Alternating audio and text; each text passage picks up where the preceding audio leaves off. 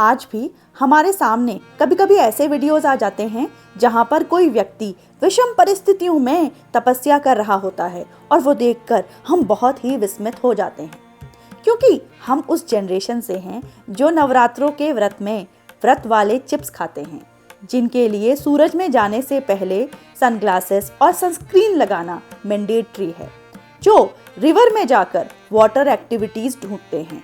उनके लिए तपस्या के कॉन्सेप्ट को समझ पाना थोड़ा मुश्किल तो है। माता पार्वती ने भगवान शिव को पाने के लिए कई हजारों वर्षों तक कठोर से कठोर तप किया था। कुछ वर्ष उन्होंने सिर्फ फल मूल खाकर ही तपस्या की और कुछ वर्ष वे सिर्फ पत्तों पर ही जीवित रही।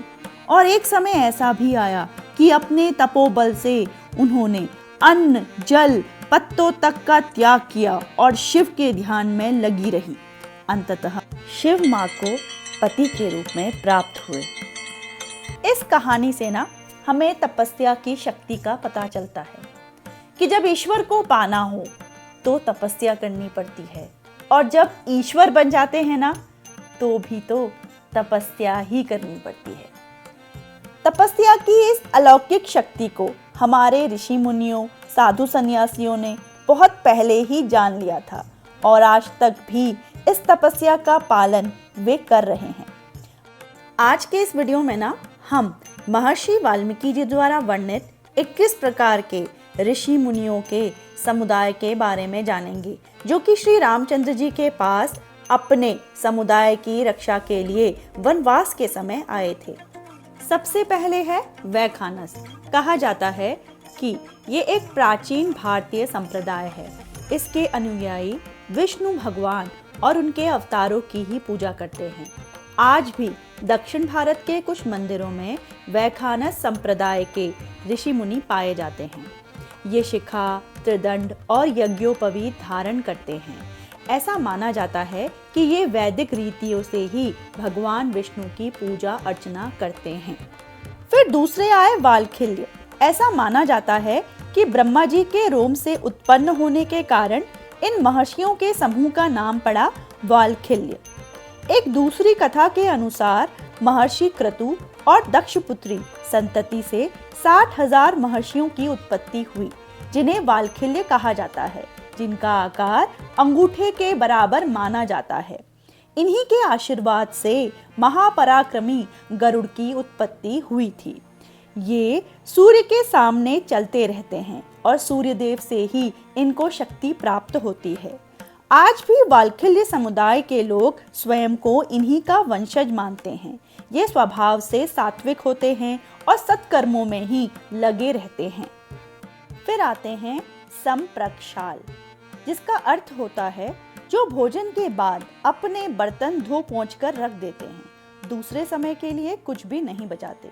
जिसका अर्थ है कि ये किसी प्रकार के भोजन का संग्रह करके नहीं रखते। अगले पल इन्हें भोजन मिलेगा या नहीं ये ईश्वर पर ही छोड़ देते हैं और अपना सारा समय भगवत भक्ति में ही लगाते हैं। फिर बताए गए हैं मरीचिप।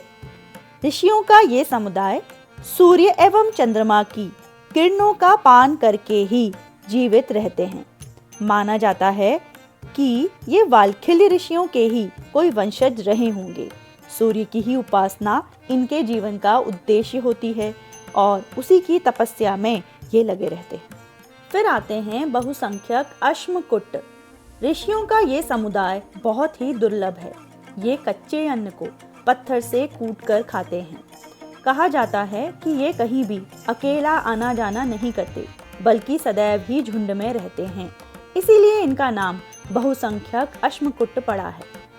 फिर बताए गए हैं पत्राहार, अर्थात जो सिर्फ पत्तों का ही आहार करता हो, ना फल ना मूल, सिर्फ वृक्ष के पत्ते ही खाकर तप में लीन रहने वाले ऋषियों को पत्राहार कहा जाता है।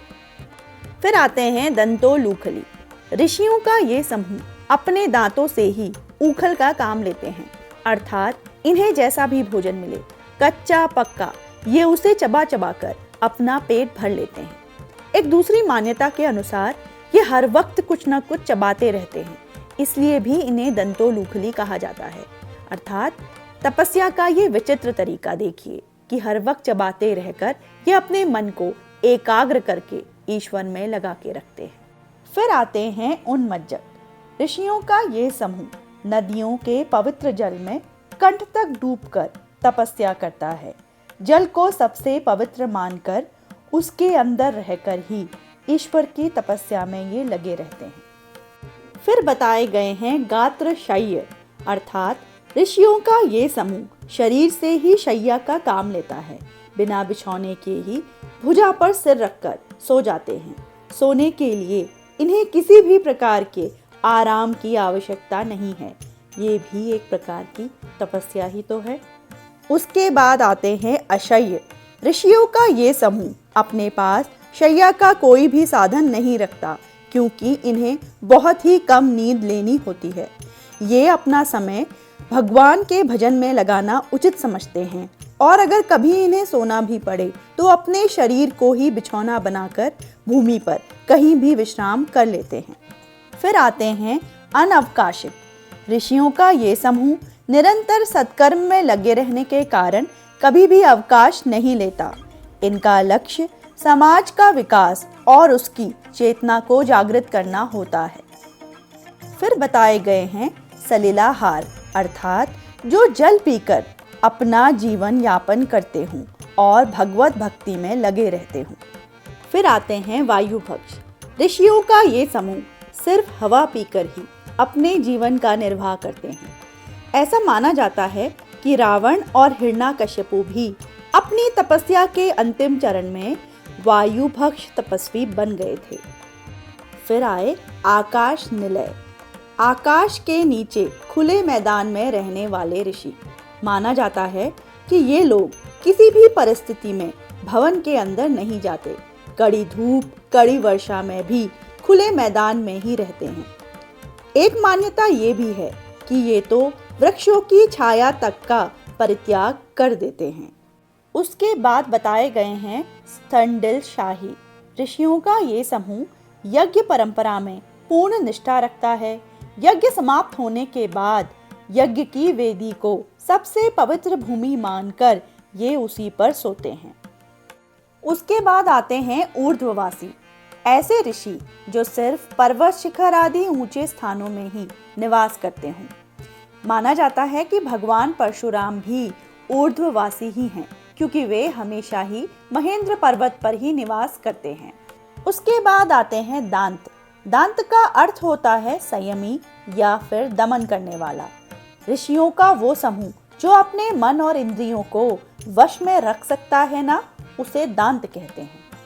उसके बाद आते हैं आर्द्रपटवासा, जिसका अर्थ है गीले कपड़े पहनने वाले। ऋषियों के ये समूह सदा ही गीले कपड़े पहनते हैं, क्योंकि ये जल को बहुत पवित्र मानते हैं और गीले कपड़े पहनने के कारण ये स्वयं को शुद्ध मानते हुए भगवत भक्ति में लगे रहते हैं। फिर बताए गए हैं सजप। ये वो ऋषि हैं जो हमेशा ही जप में लगे रहते हैं। आज भी हमें ऐसे कई सारे लोग मिल जाएंगे जो निरंतर जप कर रहे हैं, चाहे भगवान का नाम हो या फिर कोई मंत्र। फिर बताए गए हैं तपोनिष्ठ। वे ऋषि जो हमेशा ही तपस्या अथवा परमात्म तत्व के विचार में लगे रहते हों, उन्हें तपोनिष्ठ कहा जाएगा। और अंत में आते हैं पंचाग्नि सेवी। ऋषियों का ये समूह गर्मी के मौसम में ऊपर से सूर्य का और चारों ओर से अग्नि का ताप सहन करने की क्षमता रखते हैं और इसी स्थिति में बैठकर ईश्वर की तपस्या में लीन रह सकते हैं।